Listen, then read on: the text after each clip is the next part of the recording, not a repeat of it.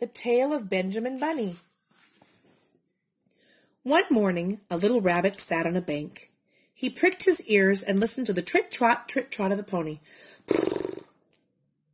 A gig was coming along the road. It was driven by Mr. McGregor, and beside him sat Mrs. McGregor in her best bonnet. As soon as they had passed, little Benjamin Bunny slid down into the road and set off, with a hop, skip, and a jump, to call upon his relations who lived in the wood at the back of Mr. McGregor's garden.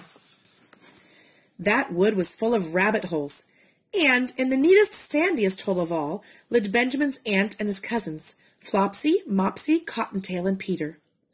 Old Mrs. Rabbit was a widow. She earned her living by knitting rabbit wool mittens and muffetees. I once bought a pair at a bazaar.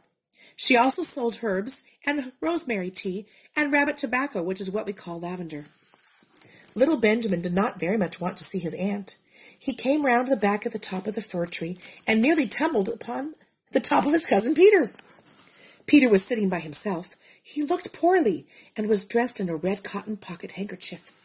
"Peter," said little Benjamin in a whisper, "who has got your clothes?" Peter replied, "The scarecrow in Mr. McGregor's garden," and described how he had been chased about the garden and had dropped his shoes and coat. Little Benjamin sat down beside his cousin and assured him that Mr. McGregor had gone out in a gig, and Mrs. McGregor also, and certainly for the day because she was wearing her best bonnet. Peter said he hoped that it would rain. At this point, old Mrs. Rabbit's voice was heard inside the rabbit hole calling, "Cottontail, Cottontail, fetch some more chamomile." Peter said he thought he might feel better if he went for a walk.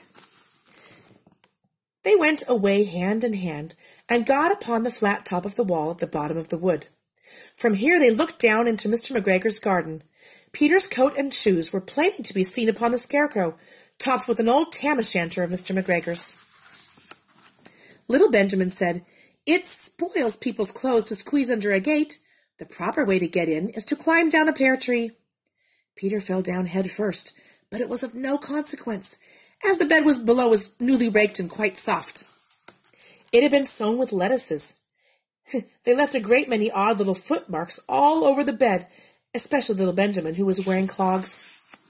Little Benjamin said that the first thing to be done was to get back Peter's clothes, in order that they might be able to use the pocket handkerchief. They took them off the scarecrow. There they had been raining during the night. There was water in the shoes, and the coat was somewhat shrunk. Benjamin tried on the tam-o'-shanter, but it was too big for him. Then he suggested that they should fill the pocket handkerchief with onions as a little present for his aunt. Peter did not seem to be enjoying himself. He kept hearing noises. Benjamin, on the contrary, was perfectly at home and ate a lettuce leaf. He said that he was in the habit of coming to the garden with his father to get lettuces for their Sunday dinner. The name of little Benjamin's papa was old Mr. Benjamin Bunny. The lettuces certainly were very fine. Peter did not eat anything. He said he should like to go home. Presently he dropped half the onions. Little Benjamin said that it was not possible to get back up the pear tree with a load of vegetables. He led the way boldly towards the other end of the garden.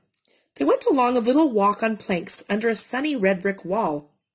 The mice sat on their doorsteps cracking cherry stones. They winked at Peter Rabbit and little Benjamin Bunny. Presently, Peter let the pocket handkerchief go again. They got amongst flower pots and frames and tubs. Peter heard noises worse than ever. His eyes were as big as lollipops. There was a step or two in front of his cousin when he suddenly stopped. This is what those little rabbits saw around the corner.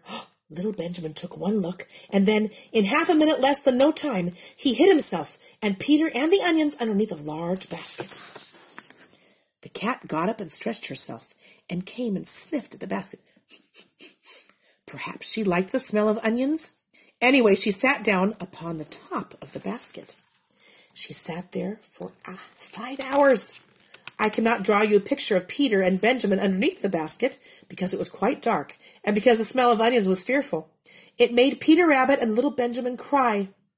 The sun got round behind the wood, and it was quite late in the afternoon, but still the cat was sat upon the basket.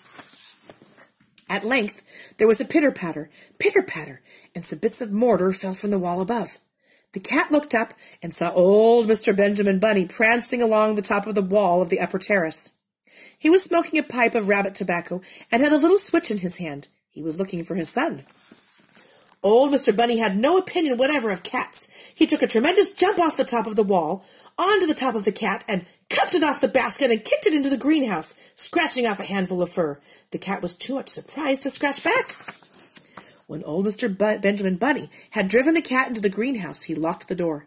Then he came back to the basket and took out his son Benjamin by the ears and whipped him with a little switch. Then he took out his nephew Peter. Then he took out the handkerchief of onions and marched out of the garden.